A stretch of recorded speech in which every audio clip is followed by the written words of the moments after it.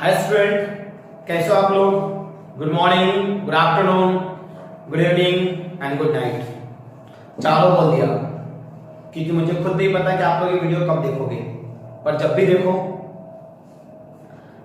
मैं आज आप लोगों को केमिस्ट्री का एक छोटा सा लेसन है, इंट्रोडक्शन टू पॉलीमर केमिस्ट्री, जो कि आपके स्टेट बोर्ड में चैप्टर नंबर 15 है, सीबीएसई बोर्ड में भी चैप्टर नंबर 15 है।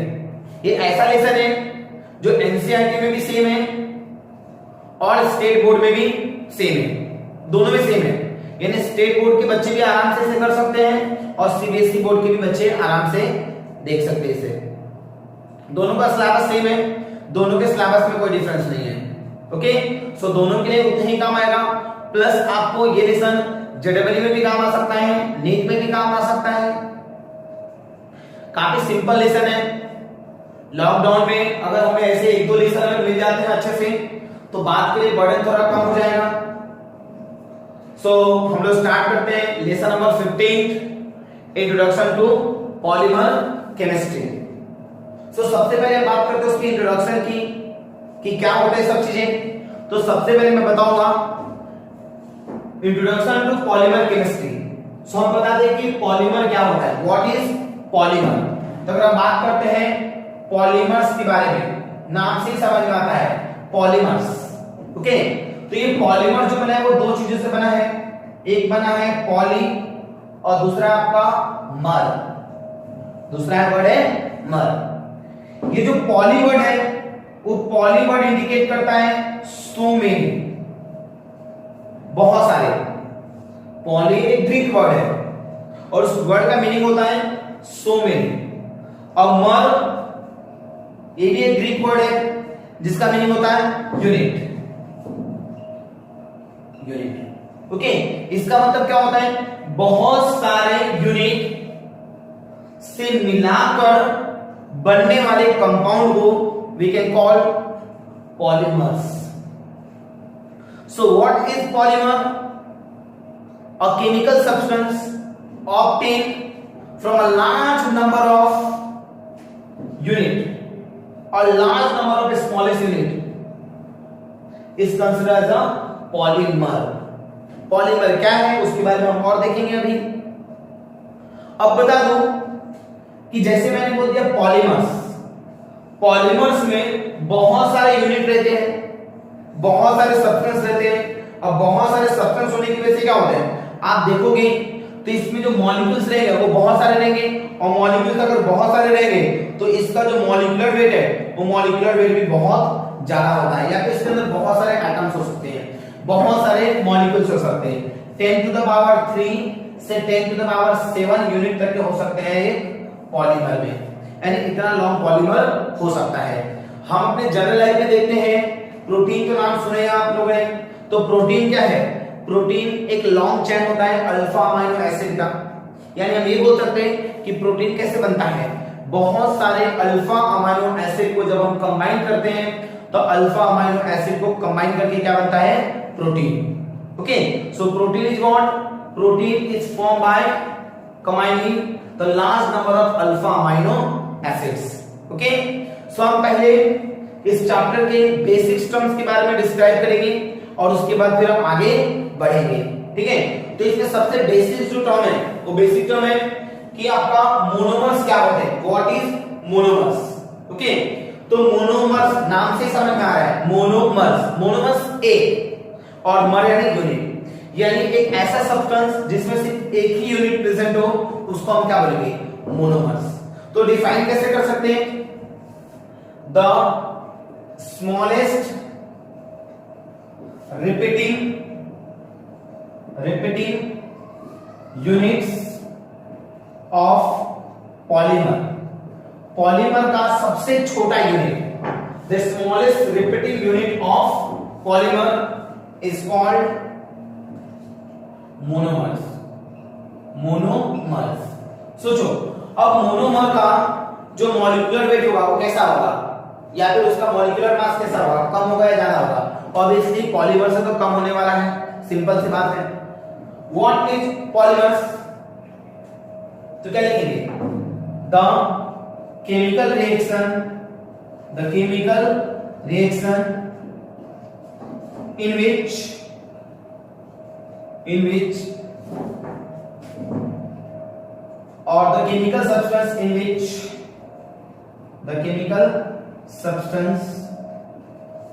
in which large number of monomer combine to form a single substance is called polymer. So polymer क्या हो गया? Polymer is the chemical substance in which large number of monomer combine to form a single substance. यानी बहुत सारे छोटे छोटे substance को मिलाकर क्या मिलता है? एक बड़ा सब्सटेंस मिलता है, एक बड़ा प्रोडक्ट मिलता है. That is called as a polymer. So what is polymerization? क्या होता है polymerization? सिंपल सी बात है, ये पॉलीमर बनाने की जो प्रोसेस होती है, that process is called polymerization. तो हम क्या बोल सकते हैं? The process of formation of polymer. The process of formation of polymer is called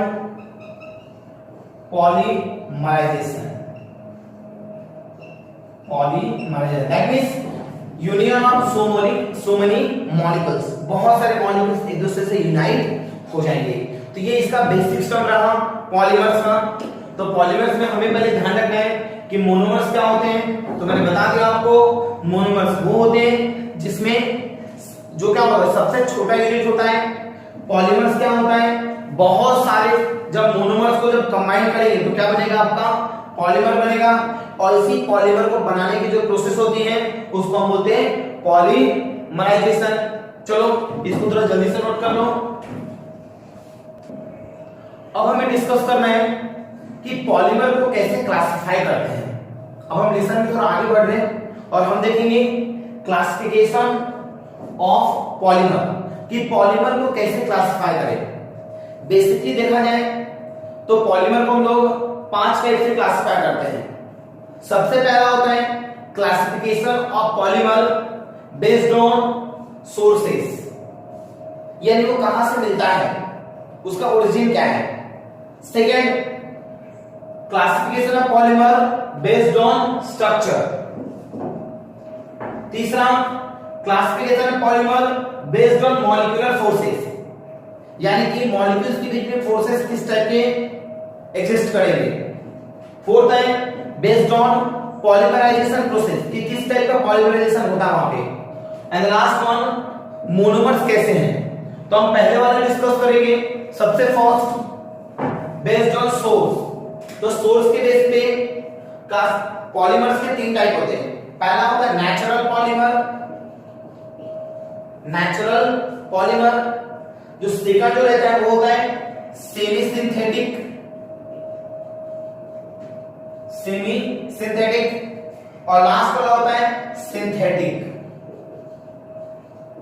ऐसे 3 टाइप के पॉलीमर होते हैं on the basis of source.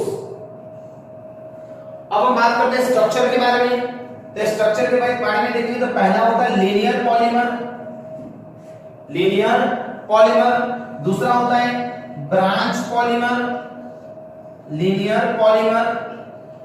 Second branch polymer, और थर्ड होता है क्रॉस लिंक पॉलीमर. तो ऐसे करके 3 टाइप हो गए. उसके बाद मॉलिक्यूलर फोर्सेस के बेस पे देखा जाए तो हम देखने वाले पहला इलास्टोमर्स. दूसरा होता है फाइबर. थर्ड होता है आपका थर्मोप्लास्टिक.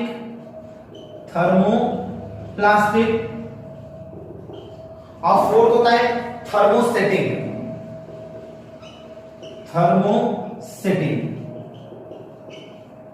नेक्स्ट उसके बाद बेस्ड ऑन पॉलीमराइजेशन प्रोसेस की बात करेंगे तो सबसे पहला होता है एडिशन पॉलीमर, एडिशन पॉलीमर। दूसरा होता है कंडेंसेशन, कंडेंसेशन पॉलीमर। तीसरा है आपका रिंग चेन पॉलीमर और ring opening polymer, ring opening polymer. अगर हम बात करेंगे मोनोमर्स के बेस पे तो उसके दो टाइप रहेंगे, एक रहेगा आपका होमोपॉलीमर, होमोपॉलीमर। अब आप बोलेंगे सर दूसरा वाला तो हेटेरोपॉलीमर होगा, ऐसा बिल्कुल नहीं होता, हेटेरोपॉलीमर नहीं होता, तो होता है कोपॉलीमर, कोपॉलीमर। तो ऐसे हो गए आपके क्लासिफिकेशन पॉलीमर्स के, पहला सोर्स के बेस पे, दूसरा स्ट्रक्चर के बेस पे, तीसरा मॉलिक्यूलर फोर्सेस के बेस पे, चौथा पॉलीमराइजेशन प्रोसेस के बेस पे, एंड लास्ट वन मोनोमर्स के बेस पे। आज के लेक्चर में हम सिर्फ दो डिस्कस करने वाले हैं, classification polymer based on source और दूसरा classification polymer based on structure. ठीक है, सो हम आगे की तरफ बढ़ते हैं। तो चलो, सबसे पहला जो क्लासिफिकेशन था पॉलीमर का वो था based on sources, that means polymer कहां से मिलते हैं। तो हमने लिखा है पहले classification of polymer based on sources, कि सोर्सेस के बेस पे कौन कौन से टाइप उसके रहते हैं। ठीक है, तो अगर हम बात करें पॉलीमर जो होता है बेसिकली वो पॉलीमर तीन टाइप के रहेंगे। कितने को बोल दिया मैंने? तीन टाइप। सबसे जो फर्स्ट है वो है आपका नेचुरल पॉलीमर, नेचुरल पॉलीमर। दूसरा हो गया आपका semi synthetic, semi synthetic polymer. और तीसरा होगा सिंथेटिक, या तो उसी में बोलते हैं आर्टिफिशियल पॉलीमर। तीसरा हो गया सिंथेटिक पॉलीमर, सिंथेटिक पॉलीमर। ठीक है, तो हम सबसे पहले बात करते हैं किसके बारे में? तो नेचुरल पॉलीमर के बारे में, कि नेचुरल पॉलीमर क्या होता है, what is natural polymer. Simple सी बात होती है, अगर हम बात करते हैं नेचुरल तो वहां पे नेचर वर्ड है, that means the polymer obtained from nature, the polymer obtained from nature is called natural polymer। Nature से मिलने वाले पॉलीमर्स को हम बोलते हैं नेचुरल पॉलीमर। बट हमने नेचर से मिलने वाले पॉलीमर को भी वापस से दो टाइप में क्लासिफाई किया। पहला हो गया आपका इसमें नंबर 1 प्लांट पॉलीमर, और सेकंड आता आपका एनिमल पॉलीमर, एनिमल पॉलीमर। तो नेचुरल पॉलीमर को भी हमने दो पार्ट में डिवाइड किया। पहला हो गया प्लांट पॉलीमर और दूसरा हो गया आपका एनिमल पॉलीमर।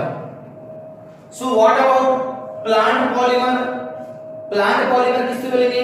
सिंपल सी बात है, आप ही बता सकते हो, the polymer obtain from plant sources. जो पॉलीमर हमको प्लांट सोर्स से मिलेगा, जो पॉलीमर हमको प्लांट से मिलने वाला है, that polymer is called plant polymer. The polymer which obtain from animal sources, जो हमें एनिमल से मिलेगा, that is said to be animal polymer. Okay, so अगर हम लिखना चाहें प्लांट पॉलीमर क्या होता है, व्हाट इज प्लांट पॉलीमर, कौन कौन से एग्जांपल हो सकते हैं, तो हम बोल सकते हैं एग्जांपल के तौर पे आपने सुना होगा कॉटन, ऑब्वियसली आप सबने सुना है। सो कॉटन क्या हो गया? Cotton is an example of plant polymer. ये आप लोगों ने ऑलरेडी देखा हुआ है, आपने लाइनें देखा हुआ है, समझे क्या? वो भी किसका एग्जांपल हो गया? आपका प्लांट पॉलीमर के एग्जांपल हो गए। आपने जूट देखा होगा, टाइप ऑफ एक प्लांट है, वो उससे भी हम लोग बना सकते हैं पॉलीमर। तो प्लांट पॉलीमर के अंदर क्या आ जाएगा? वही अगर बात करते हैं रबर, नेचुरल रबर जो होता है, नेचुरल रबर को भी किसका एग्जांपल आ सकता है? नेचुरल रबर वो भी प्लांट पॉलीमर का एग्जांपल होता है। ये जो नेचुरल पॉलीमर जो है वो हमें कहां से मिलता है? लेटेक्स। जो आपका रबर प्लांट का जो लेटेक्स होता है उस रबर प्लांट के लेटेक्स का होता है, मिलता है हमें। हम इसके बारे में आगे में डिस्कस करने वाले हैं, नेचुरल रबर के बारे में कि क्या होता है, रबर कैसे वर्क करता है, जब हम चैप्टर के थोड़ा आगे बढ़ेंगे तब। बट ध्यान रखना कि नेचुरल रबर भी एक टाइप का प्लांट पॉलीमर ही होता है, ठीक है। कोई अगर बात करते हैं एनिमल पॉलीमर की, तो एनिमल पॉलीमर क्या होता है? जो एनिमल से मिले, एग्जांपल बता सकते हो? बोलो मुझे, हमें बताओ सिल्क कहां से मिलता है? बोलो बताओ मुझे, सिल्क कौन से मिलता है? पता होगा। अब सिल्क वर्म क्या है? एक टाइप का एनिमल ही हम पकड़ेंगे, उसके बाद हम उल पकड़ेंगे। उल कहां से मिलता है? हेयर ऑफ शीप, पता ही होगा आपको। समझे? जो शीप है, जो शीप के हेयर से हमें क्या मिलता है? उल मिलता है। तो एक इसका एग्जांपल हो गया, एनिमल पॉलीमर का एग्जांपल हो गया। तो मुझे लगता है आपको समझ में आ गया होगा कि नेचुरल पॉलीमर क्या होता है, जो नेचर से मिलता है। प्लांट पॉलीमर क्या होता है, जो प्लांट से मिलता है। एनिमल पॉलीमर क्या है, जो आपको किससे मिलेगा? एनिमल से मिलेगा, ठीक है। इसका नोट्स में डिस्क्रिप्शन में पीडीएफ के फॉर्म में दे दूंगा, सो आप आराम से लिखने की जरूरत नहीं है, आप आराम से वहां भी पढ़ोगे तो चल जाएगा। ऑलमोस्ट सेम ही रहेंगे नोट्स। सेमी सिंथेटिक पॉलीमर हम बात करते हैं, नाम से समझ में आया, सेमी सिंथेटिक। सेमी मतलब आधा, सिंथेटिक यानी आधा सिंथेटिक है। इसका मतलब क्या हो गया? ये ऐसा पॉलीमर है जिसमें नेचुरल पॉलीमर पे केमिकल प्रोसेस करेंगे। क्या बोला मैंने? आपका जो नेचुरल पॉलीमर जो है, उस नेचुरल पॉलीमर पे हम केमिकल प्रोसेस करेंगे, केमिकल प्रोसेस। अब नेचुरल पॉलीमर पे जब हम केमिकल प्रोसेस करेंगे तो नेचुरल के पॉलीमर पे केमिकल प्रोसेस करके जो पॉलीमर बनेगा, that polymer is called semi synthetic polymer. तो किसी ने पूछ लिया डेफिनेशन कि what is semi synthetic polymer, तो क्या बताओगे? The polymer obtain bye the chemical process on natural polymer. Natural polymer पे केमिकल प्रोसेस करके जो पॉलीमर हमें मिलता है, that polymer is called semi synthetic polymer. समझे मेरी बात? जैसे हम क्या बोल सकते हैं, नाम बताओ मुझे। हम बोल सकते हैं इसके एग्जांपल में viscose rayon. Viscose rayon, viscose rayon is an example of semi synthetic polymer. समझे क्या? बाद में cuprammonium silk, it is also example of semi synthetic polymer. Rayon acetate, rayon acetate is an example of semi-synthetic polymer. Cupra ammonium silk, Cupra ammonium silk, ये सब किसके example हो गए? These all are example of semi-synthetic polymer. तो semi-synthetic polymer में करते ऐसा है कि हमारे पास एक नेचुरल पॉलीमर रहेगा, उस नेचुरल पॉलीमर पे केमिकल प्रोसेस करेंगे और केमिकल प्रोसेस करके हम क्या बनाएंगे? हम बनाएंगे सेमी सिंथेटिक पॉलीमर, ठीक है। लास्ट है सेमी सिंथेटिक पॉलीमर। सो सेमी सिंथेटिक पॉलीमर किसको बोलेंगे? जिसमें ये सेमी सिंथेटिक पॉलीमर जो होता है वो प्योरली मैन-मेड पॉलीमर होता है, purely man-made polymer which is obtained by the chemical process in laboratory. Laboratory में केमिकल प्रोसेस करके हम सिंथेटिक पॉलीमर बना सकते हैं, यानी it is totally artificial polymer. So we can get by chemical process in laboratory. Laboratory में chemical process करके हम लोग बनाते हैं सिंथेटिक पॉलीमर। अगर हम सिंथेटिक पॉलीमर के एग्जांपल जानेंगे तो हम बोल सकते हैं, आपको पता होगा पूरा, आपने देखा होगा नायलॉन 66, नायलॉन 6, पॉलीथीन उसके बाद हम बोल सकते हैं टेरिलीन, हम बोल सकते हैं बेकेलाइट। ये सब किसके एग्जांपल है? This all are the example of synthetic polymer. तो ऐसे करके आप देखोगे कि classification of polymer based on sources, कि पहला आपका नेचुरल पॉलीमर हो गया, फिर आपका सिंथेटिक सेमी सिंथेटिक पॉलीमर हो गया, और लास्ट में आ गया आपका सिंथेटिक पॉलीमर। ठीक है, सो आप इसको नोट कर लो। दूसरा क्लासिफिकेशन है classification of polymer based on structure. Structure के बेस पे हम लोग अभी पॉलीमर को क्लासिफाई करेंगे। अब इसमें कैसा रहेगा यहाँ पे क्लासिफिकेशन, कि वहां पे मोनोमर कैसे अटैच है, जैसे मोनोमर रहेगा उसके हिसाब से इसकी क्लासिफिकेशन होगी। तो स्ट्रक्चर के बेस पे बेसिकली देखा जाए तो आपका जो पॉलीमर है वो 3 टाइप से क्लासिफाई होता है। पहला तो लीनियर पॉलीमर, दूसरा ब्रांच पॉलीमर, और तीसरा होता है नेटवर्क पॉलीमर। ठीक है, तो इसमें सबसे जो फर्स्ट है वो फर्स्ट है आपका लीनियर पॉलीमर।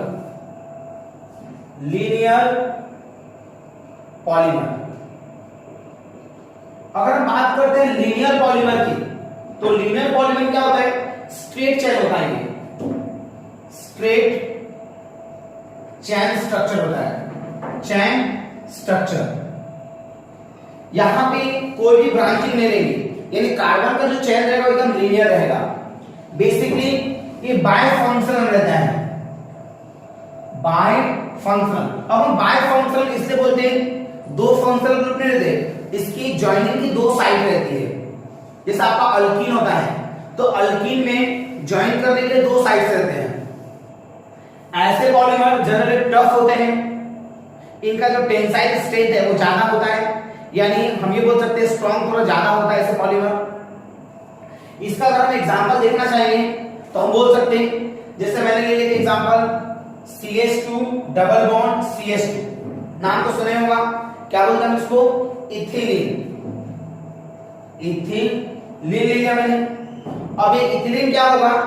पहले इसका डबल बॉन्ड ब्रेक होगा तो कुछ इस तरह का दिखेगा, CH2 CH2 इस टाइप का दिखेगा।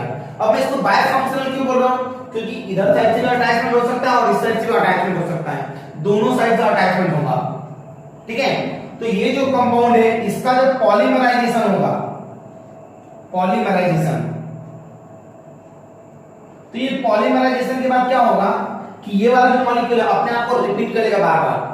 तो सामने में स्पेस ना होते हुए मैं इसको नीचे लिख रहा हूं इसी चीज को। तो जैसे मैंने ऐसे लिख दिया यहाँ पे, इसका जब पॉलीमराइजेशन होगा तो पॉलीमराइजेशन में क्या होगा, यही मॉलिक्यूल बार बार अपने आप को रिपीट करेगा, यानी कि CH2 CH2 CH2 CH2 CH2 CH2 इस टाइप का ले लिया मैंने। तो ऐसे हम क्या कर रहे हैं, यहां पे एक मॉलिक्यूल है, इसी मॉलिक्यूल का हमें क्या करना है? पॉलीमराइजेशन करना है। तो अगर मुझको और पॉलीमराइजेशन करना है तो मैं क्या करूंगा कि इसी मॉलिक्यूल को बार बार रिपीट करूंगा। तो मैंने क्या बनाया? इस टाइप से कंपाउंड बनाया एन टाइप। तो हमें यहाँ पे एन टाइप कितने लेना पड़ेगा? जब हमें यहाँ पे एन टाइप इतने लेंगे तो क्या होगा, यहाँ पे आपको एन टाइप मिलेगा, और इसका जो नाम होता है इसको हम बोलते हैं पॉलीथीन। क्या बोलते हैं? Polythene. This is the structure of polythene. आप जो पॉलीथीन देखते हो वही वाला पॉलीथीन। ठीक है, तो कैसे बनेंगे? इथिलीन लिया मैंने, जब एक इथिलीन क्या होता है, इसका डबल बॉन्ड जब ब्रेक होता है तो इस टाइप से फॉर्म होगा, और यही जब आपका पॉलीमराइज होगा, पॉलीमराइज में यही वाला मॉलिक्यूल बार बार अपने आप को क्या करेगा? रिपीट करेगा, एक दूसरे से ज्वाइन होगा, और जब ज्वाइन होगा तो क्या मिलेगा आपको? एक लॉन्ग चेन मिलेगा, and that long chain is considered as a polythene. तो ये वाला रिएक्शन आप नोट करो एक बार। इसी का लीनियर पॉलीमर का एक और एग्जांपल है, जैसे मैंने ले लिया इस टाइप का, ये हो गया अपना CH2 डबल बॉन्ड CHCl ले लिया मैंने, पॉलीविनिल क्लोराइड, यानी ये विनिल क्लोराइड है। और विनिल क्लोराइड का क्या होगा, यहां पे भी सेम ऐसे होगा, ये जो डबल बॉन्ड है ब्रेक होगा तो कैसा दिखेगा अपने को? CH2, ये Cl मैंने यहां रखा और यहां रखा CH, दिख रहा? अब ये बाय फंक्शनल हो गया, इस साइड से भी और इस साइड से भी। क्लोरीन को नहीं काउंट करते, क्लोरीन ये ब्रांच में नहीं आता। अगर यहाँ पे कार्बन होता तो हम ब्रांच बोलते, कार्बन नहीं है। क्लोरीन अदर देन कार्बन का अगर वहां पे ब्रांच रहा भी तो उसको ब्रांच में कंसीडर नहीं करते। अब इसी का पॉलीमराइजेशन होगा, पॉलीमराइजेशन। अब पॉलीमराइजेशन हुआ तो क्या होगा, यही ग्रुप बार बार अपने आप को रिपीट करेगा। तो कैसा रिपीट करेगा, कुछ इस तरह का। देखो मैंने लिखा CH2 CH, यहाँ पे Cl CH2 फिर Cl लाइक दैट, और इस टाइप का यहाँ पे रिपीटेशन होगा। देख रहे हो? तो हम भी यहाँ पे N मॉलिक्यूल लेंगे। सो इसको बोलते हैं हम लोग विनिल साइनाइड, विनिल साइनाइड। और ये होता है आपका polyvinyl cyanide. This is polyvinyl cyanide, sorry polyvinyl chloride, again chloride. तो ये क्या हो जाएगा, दिस इज व्हाट PVC। क्या हो गया, PVC। तो ये किसके एग्जांपल हो गया, आपका लीनियर का। तो लीनियर का मैंने सिंपल से बताया कि इसमें जो मोनोमर जो रहेंगे वो मोनोमर कैसे होंगे, आपका स्ट्रेट ब्रांच फॉर्म करेगा, यानी स्ट्रेट चैन फॉर्म करेगा, इसमें कोई भी ब्रांचिंग नहीं रहेगा। ठीक है, क्लोरीन को ब्रांच में कंसीडर मत करना। ठीक है, चलो सेकंड वाले एग्जांपल में नोट कर लो। ये भी एग्जांपल आपका लीनियर पॉलीमर का आता है। अब इसका स्ट्रक्चर के बेस पे जो सेकंड क्लासिफिकेशन होता है वो होता है आपका ब्रांच चैन पॉलीमर, ब्रांच चैन पॉलीमर। अब अगर हम बात करते हैं ब्रांच चैन पॉलीमर की, तो इसमें क्या रहेगा, एक सिंगल ब्रांच रहेगा, सिंगल ब्रांच कार्बन का रहेगा, सिंगल ब्रांच ऑफ कार्बन। या फिर हम बोल सकते हैं इसमें थ्री एंड ट्राई फंक्शनल रहेगा, ये ट्राई फंक्शनल। अब ट्राई फंक्शनल का मतलब क्या हो गया कि तीन साइड रहेंगे इसके अटैचमेंट के। तो इसको अपन क्या बोलेंगे, ये बोलेंगे आपको ब्रांच चैन पॉलीमर। अगर मुझे इसका एक एग्जांपल लिखना रहा तो मैं कैसे लिखूंगा, एग्जांपल में लिख सकता मैं CH3 CH double bond CH2, देख लिया मैंने। अब ये क्या होगा, इसी का अगर ये डबल बॉन्ड ब्रेक होगा तो कैसे ब्रेक होगा, ये एक बॉन्ड इधर टूटेगा तो हमें मिलेगा कुछ इस तरह से CH और यहां पे आएगा CH3। इसको मैंने ऊपर लिख दिया और यहां पे आ जाएगा CH2 लाइक दैट आया। और इसी का अगर मैं पॉलीमराइजेशन करूंगा, इसी का पॉलीमराइजेशन, तो इसका पॉलीमराइजेशन से क्या होगा, यही मॉलिक्यूल बार बार अपने आप को रिपीट करेंगे तो क्या हो जाएगा, अपने को मिला CH, यहां पे CH3, यहां पे CH2, फिर मिलेगा CH3 और यहां पे CH2 और इसी का N मॉलिक्यूल अपने को मिलेगा। और यहां पे भी N लिखेंगे। अगर आपने यहां पे N नहीं लिखा और यहां पे नहीं लिखा तो ये रॉन्ग माना जाएगा, क्योंकि ये पता ही नहीं चलेगा कि ये पॉलीमर है। ध्यान रखना, तो N डालना जरूरी है। तो इसको हम क्या बोलेंगे, प्रोपीन, दिस इज प्रोपीन। और इसको हम क्या बोलेंगे, पॉलीप्रोपिलीन, पॉलीप्रोपिलीन। ध्यान रहेगा, इसकी जो डेंसिटी रहती है थोड़ी सी कम रहती है, यानी हम ये बोल सकते हैं पैकिंग में प्रॉब्लम होता है ब्रांच की वजह से, थोड़ा सा लो पैकिंग रहेगा। दूसरी बात, इसके टेंसाइल स्ट्रेंथ जो रहेगी वो उतनी दे देगी जितनी स्ट्रेट चेन वाले की थी। जो आपका लीनियर चेन वाला कंपाउंड था, लीनियर चेन वाले की स्ट्रेंथ ज्यादा रहेगी, इसकी स्ट्रेंथ थोड़ी सी कम रहती है, ये थोड़ा लो स्ट्रेंथ वाला रहता है। ध्यान रहेगा। तो ये था आपका ब्रांच चेन पॉलीमर। ठीक है, तो ये हो गया आपका रिएक्शन, नोट करो इसको भी। अब स्ट्रक्चर के बेस पे जो तीसरा क्लासिफिकेशन है वो है आपका cross link polymer, cross link polymer. अब क्रॉस लिंक पॉलीमर में क्या होता है, इसमें कार्बन कार्बन के बीच में स्ट्रॉन्ग कोवैलेंट बॉन्ड रहेगा, स्ट्रॉन्ग कोवैलेंट बॉन्ड एग्जिस्ट रहेगा, समझे। अब स्ट्रॉन्ग कोवैलेंट बॉन्ड जो रहेगा ना वो कैसे रहेगा, क्रॉस रहेगा, यानी क्रॉस लिंकिंग रहेगी इसमें, क्रॉस लिंकिंग। अब क्रॉस लिंकिंग होने की वजह से क्या हो जाता है, ये वियर एंड टियर भी जल्दी नहीं होता है, यानी काफी स्ट्रॉन्ग माना जाता है ये। जैसे इसका अगर एग्जांपल लेना तो हम ले सकते हैं बेकेलाइट कह सकते हैं, बेकेलाइट, या फिर बोल सकते हैं मेलामाइन, मेलामाइन पॉलीमर। ये सारे प्रिपरेशन आपको आज देखना है कि बेकेलाइट कैसे प्रिपेयर करते हैं या फिर मेलामाइन पॉलीमर कैसे प्रिपेयर करते हैं। अगर पेपर में आता है ऐसा क्वेश्चन कि write down the classification of polymer based on sources, तो सिंपल से क्या करेंगे, आप तीनों टाइप लिखोगे और तीनों के एग्जांपल लिखोगे, बाकी कुछ रिएक्शन लिखे तो भी ठीक है और नहीं लिखे तो भी कोई फर्क नहीं पड़ेगा, ठीक है। सो आज हम लोग यहीं पे रुकेंगे। Thank you for watching this video, मिलते हैं नेक्स्ट पीरियड में।